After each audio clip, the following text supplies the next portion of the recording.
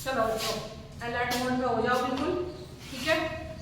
और अब शोर शराबा नहीं, ठीक है। थोड़ा सा पीछे दिमाग दौड़ाओ। एक बार आपको हमने वेद बताए थे, 4 वेद याद आए?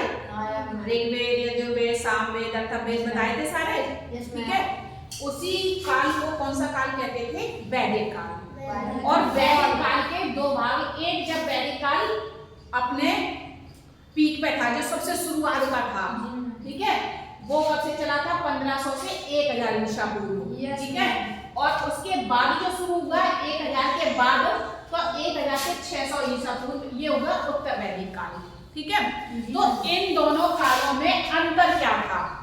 इससे मतलब ऋग्वैदिक काल से और उत्तर वैदिक काल के बीच में कितना परिवर्तन आया, कितना अंतर आया, वो हम आज आपको समझाएंगे, ठीक है। सबसे पहले ऋग्वैदिक काल में जीवन गतिशील था। गतिशील मतलब चलायमान, चलता फिरता। इस समय लोग क्या थे कि एक जगह स्थायी रूप से नहीं रहते थे। वो क्या करते थे? झुंड बनाकर रहते थे और कभी कहीं कभी कहीं कभी कहीं ऐसे रहते थे, ठीक है। लेकिन उत्तर वैदिक काल में क्या हो गया कि जीवन स्थायी हो गया, मतलब लोग एक जगह स्थायी रूप से अपना घर बनाकर रहने लग गए। यस मैम, ठीक है।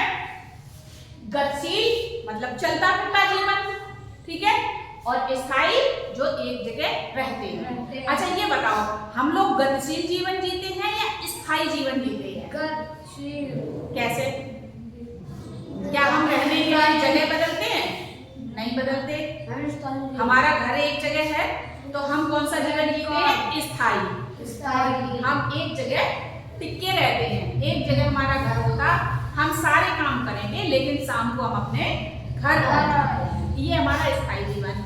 अच्छा गतिशील जीवन किनका होता है? जैसे आपके आसपास जो आते हैं, लोग पीटने वाले आते हैं या जो गाड़ियां लेके आते हैं, कुछ दिन यहाँ रुके फिर कहीं और चले गए, अपना सामान साथ लाद लेते हैं, क्या बोलते हैं उनको? गुंडे।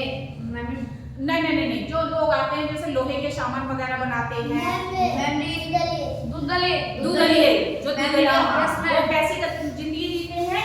गतिशील, कि वो कभी कहीं रुकते हैं, कभी कहीं हाँ। तो उनका जो जीवन है जिंदगियों का वो कैसा है? गतिशील है।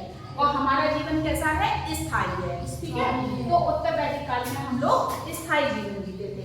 दूसरा क्या है कि उस समय राजा होते थे, ठीक है। आज हमारे टाइम पे क्या है? प्रधानमंत्री हैं, राष्ट्रपति हैं, तो वहां शासन चलाने के लिए राजा होते थे, लेकिन वंशानुगत नहीं होते थे। वंशानुगत क्या होता है कि जैसे एक राजा बना तो उसका बेटा फिर राजा बन गया, तो वो हो गया वंश के हिसाब से कि उसी का वंश चलता जा रहा है। वो राजा बना, उसका बेटा राजा बन गया, फिर उसका बेटा आया, वो राजा बन गया। तो उस टाइम ऐसी व्यवस्था नहीं थी।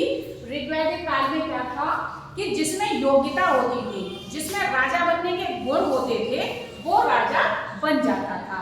लेकिन उत्तर वैदिक काल में क्या हुआ कि राजा वंशानुगत हो गया, मतलब वंश के हिसाब से राजा बनने लगा। एक राजा बना, उसके बेटे को राजा बना दिया, फिर वो बना, फिर उसके बेटे को राजा बना दिया, ऐसे हुआ, ठीक है। अच्छा इसके बाद क्या थी?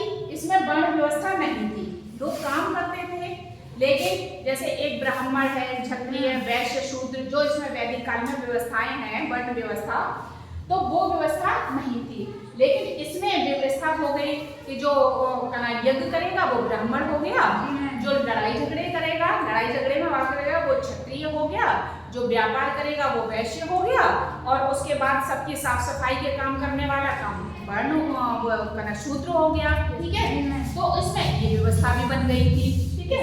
अगला जो पॉइंट है वो है पशुपालन मुख्य व्यवस्था था, व्यवसाय था। तो इसमें क्या था कि जीवन जब गतिशील था, मतलब लोग इधर से उधर मूव करते रहते थे अपने रोजगार के लिए, तो उनका जो जीवन वो काम था वो पशुपालन था, मतलब वो जानवरों को पालते थे, ठीक है, और उन्हीं से उनका अपना जीवन यापन होता था। अब पशुपालन जैसे पशु उन्होंने पाले और जहाँ वो गए कहीं दूसरी जगह तो वो पशुओं को भी साथ लेते चले गए, ठीक है। और इसका परिणाम क्या हुआ? जब उत्तर वैदिक काल आया तो जब उनका जीवन स्थायी हो गया, जब वो एक जगह स्थायी रूप से रहने लगे, तो उन्होंने क्या, उनका जो मुख्य व्यवसाय था वो खेती बाड़ी हो गया। भाई आप कहीं खेती